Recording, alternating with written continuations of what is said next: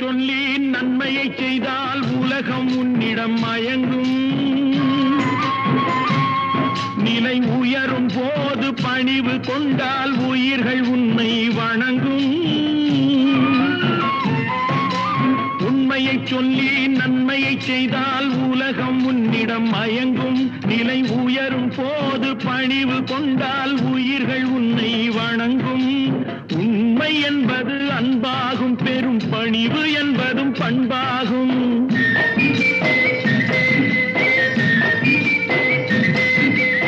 உண்மை என்பது அன்பாகும், பெரும் பணிவு என்பது பண்பாகும். இந்த 4 கட்டளை அறிந்த மனதில் எல்லா நன்மையும் உண்டாகும், எல்லா நன்மையும் உண்டாகும்.